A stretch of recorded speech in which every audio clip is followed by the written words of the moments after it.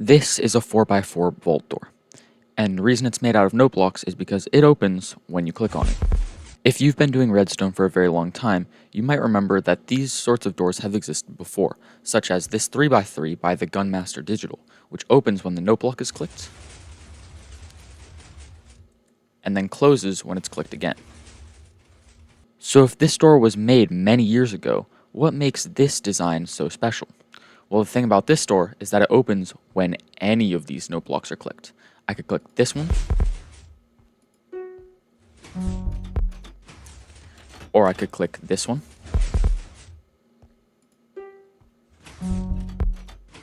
or I could even click some of these middle ones. In fact, any of the blocks that make up the door allow the door to be opened when it's clicked. And with a door of this size, that is quite the difficult task. So let me tell you how I designed doors that open when you click on them. Originally, I just wanted to build a 2x2 piston door made out of note blocks so that you could close it, and then when any of the 4 note blocks were clicked, it would open by itself. This was my proof of concept / first prototype for that sort of design, and as you can see, the 2x2 layout is right here, and then each of the note blocks has an observer looking at it so that when they're pressed, it activates a redstone line. And then this redstone line goes into a bunch of spaghetti logic, which then will depower the pistons for long enough that it'll open the door but not trigger the observers again. And as you can see, when I click it, it opens and then closes again. The reason all this logic is needed is because the observer will detect when the note block is clicked, but it'll also detect when it moves out of the way and when it's pushed back on. So you need all of this sort of thing to lock repeaters and extend pulses so that things don't screw up. This door was a nice proof of concept, but my main problem with it was that it wasn't fast enough. You can't even hold right click and sprint through it. You will always hit your head and stop sprinting. So I didn't really like that about the design. I also didn't really like how all the logic was just put out to the side, but that was just the nature of designing a proof of concept. This was my second prototype. It does largely the same thing, and it actually does it faster than the first one. If you hold right click and sprint, you'll just barely make it through, and then it'll close again. Instead of locking repeaters, on this door, I took away the blocks that the observers are powering one tick after I take away the door blocks, which makes it so that the observers don't have time to react to the blocks being pulled away or pushed back out before they don't even have anything to power. I was really happy with this design, and so I decided to see if I could make it into a 2x2 trapdoor that was flat on the ground instead. And that's where I come up to this design. It uses the same concept, with each of the blocks having an observer looking at it, and then the block that the observer is powering through will be pulled away by a piston one tick after the door blocks are pulled away. And if we click the door, it'll open and then close again. I really like this door, and I was especially impressed with how well the upright door concepts translated down into a flat trapdoor, and it was also kind of compact, which I really enjoyed. The main problem with it is that it was just too slow.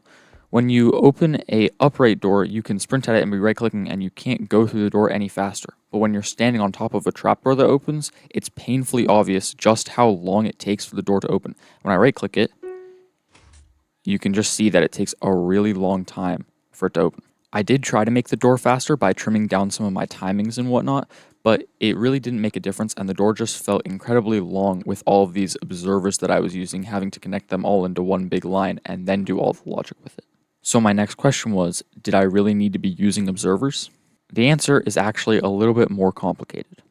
If you were around on the Redstone internet a long time ago, before there were observers, people used these, buds, or block update detectors.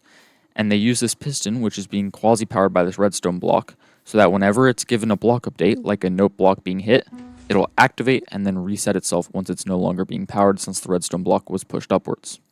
Now, even though this is typically called the bud, it's actually one of two types. This is a rising edge bud or an R bud, and it's called that because when it receives a block update, it will trigger the rising edge of its power cycle, extending and then subsequently retracting. The other type of bud is a falling edge bud or an F bud, and when it receives a block update, it will complete the falling edge of its power cycle.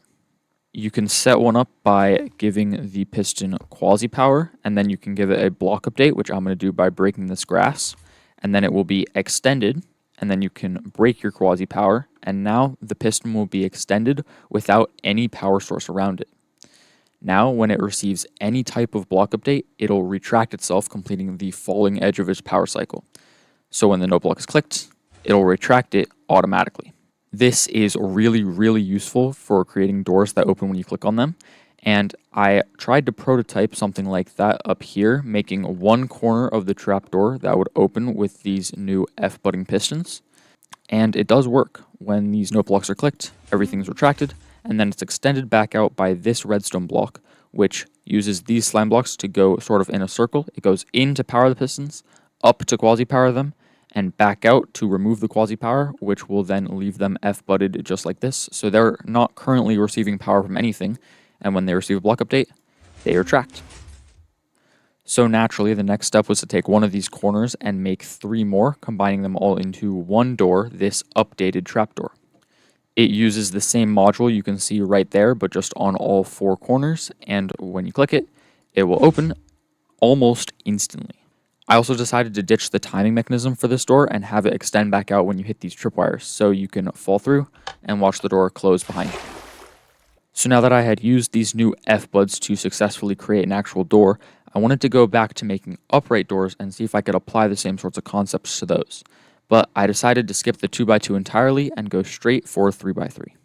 The problem with making a 3x3 using F-buds is that every note block needs to have a piston right next to it so that it can retract it. And there's no way to do that with the middle since there are all of these blocks in the way. So I decided to just remove the middle and make this door that sort of looks like a donut, but each note block has an F-butted piston right next to it in order to retract everything. It also has these extra pistons in some of the corners, which act as sort of a frame to tie everything together. That way, when any part of the door is clicked, the update will travel all the way around. So even if this bottom right piston is clicked, the update will travel up through here, up through this piston, over and back to the other side in one single tick. And of course, this door works just the same as the trapdoor, but I think it looks much cooler when it's clicked. Everything just retracts back all at once, and then it gets put back out after some time. You can see everything working here when I click it. Everything will extend and then retract back, which will power all of these pistons and make them F-butted, leaving the door closed, but when it receives any block update, it will open again. This door was really cool, but I decided if I was going to make more of these doors, I should probably have some more standardized ways of wiring everything together, because a lot of this was kind of spaghetti wiring and kind of like just slapped together one on top of the other instead of having actual thought put behind it. So I wanted to make some more standardized systems in order to have wiring be easier in the future for other doors. So that's where I came up with these designs. Right here, you can see a standardized wiring for a vertical stack of pistons. When this note block is clicked, all of the redstone blocks extend out and then get retracted back in sequentially, which leaves all of these pistons F-butted, and when any of them are updated, they all retract. Same kind of thing up here. When this note block is clicked, redstone blocks go down and then back up, leaving all the pistons F-butted, and then they'll retract. So, using these 2 new standardized wiring methods, I came over here and made this 4x4 vault door.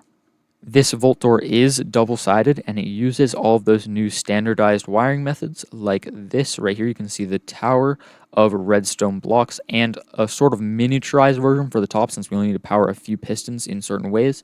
And then the bottom has a custom dust redirection circuit in order to do all of the bottom blocks. And it does work. When you click on it, it retracts, but it doesn't retract fully.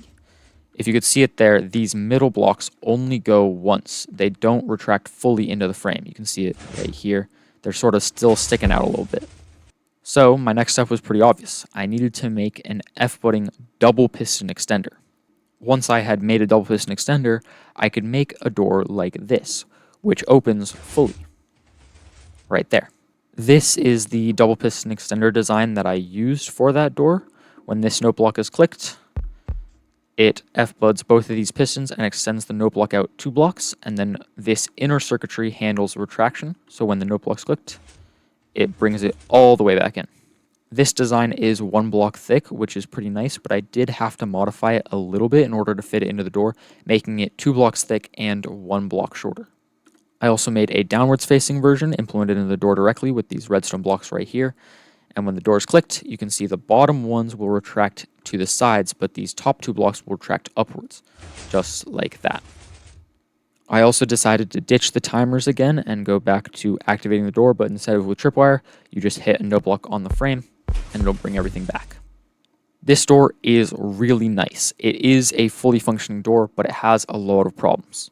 First, it's not double-sided. It's good on this side, but as you go through, you start to realize that from the back, it looks pretty ugly.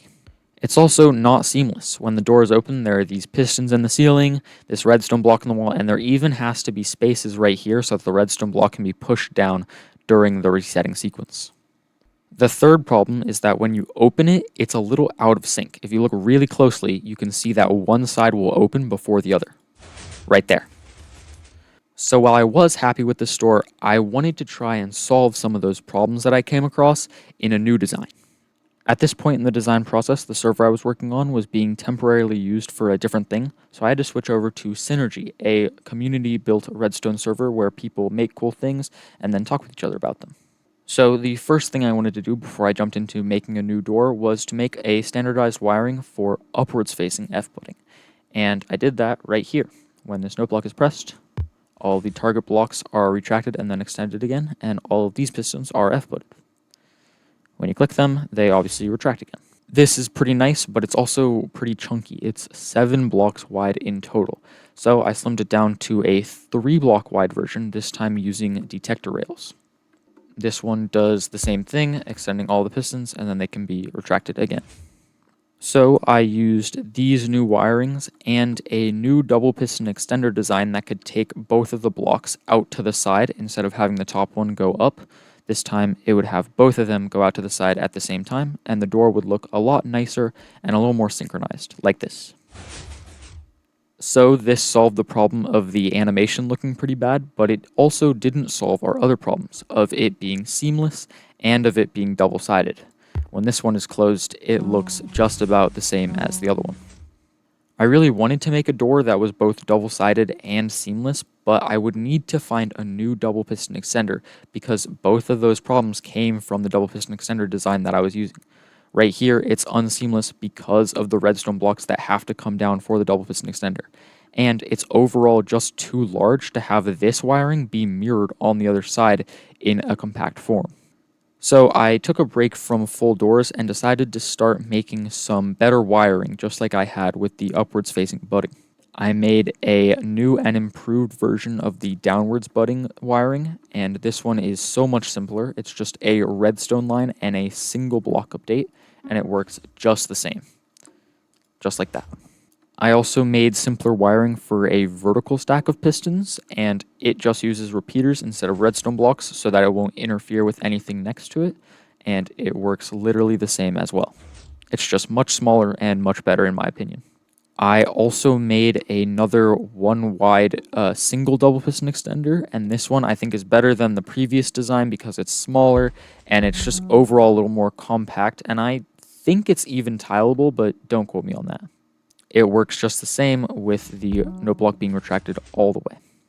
But then I made the single greatest breakthrough of this entire design process and was able to make a 4x4 volt door that opened when you click on it, and it was seamless, and it was double-sided, and it had a good animation. Now the top circuit up here and the bottom circuit down here are nothing much, but what's on the sides is what really makes this door special. In each of the sides, I have a column of blocks that starts with 2 pistons at the bottom and ends with 4 redstone blocks up at the top. And then I have these flying machines at both the top and down there at the bottom that push the column down and then back up. This allows me to use the bottom pistons to push out the blocks and then use the top redstone blocks to F-bud everything on the side so that everything extends into the middle. I can also use those redstone blocks to F-put all of the pistons on the side, which finally make the door double-sided. And the design is far enough out of the way that it allows the door to be seamless as well. You can see it all working when the door closes. When I click this block, the pistons will be pushed out once, and then everything will be shifted down. Those redstone blocks F-put all the pistons to fully close the door, and then everything is shifted back up by a second flying machine. This does allow the door to be opened all at once, and it does allow it to be closed as well, but the closing is very long. I'm going to play it in full here just so you can experience it. It takes over 13 seconds to fully reset itself.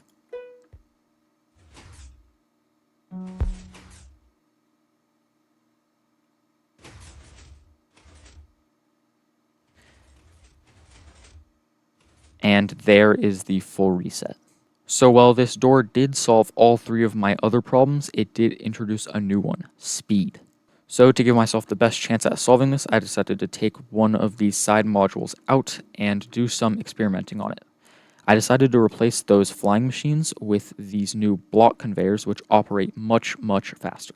I'll play this one in full as well, and it is so much faster. When this note block is clicked, everything shifted down, F-butted, and then shifted back up before you can even realize anything's happening. And then, of course, the retraction circuitry is basically the same. To show just how fast the new version is, I can even click this one, go over here, start this one, and then by the time this one is finished, this one hasn't even fully reset. So after implementing this new side design into a full door, we get this, the final 4x4 volt door. It opens about the same as the previous one, but the closing is what makes it so much better. I'm going to play it in full again and show you just how much faster it is. Boom. And we're done. That was so much faster, almost over 10 seconds faster than the previous design.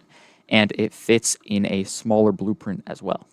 And so I was really happy with this door and how it had overcome every problem I had thrown at it, being seamless, needing to be double-sided, needing to have a good animation, and of course, needing to be as fast as possible. But now that I had made the best possible 4x4 volt door that I could, I decided to go back and try my hand at making another 2x2 with all of the knowledge that I had gained through this entire design process. And this is that 2x2. After all of the progress I had made and making all of these new wiring concepts, I decided to put them to the test in my original goal of making a 2x2 that opens when you click on it. And of course, it closes too.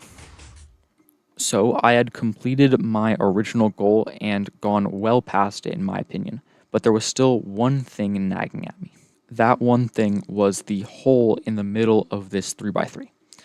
None of the other doors I had made needed to have a hole in them, so I decided to try and make a full 3x3 by whatever means I could. It didn't need to be pretty, it just needed to work. So that is where this absolute abomination of a door comes in.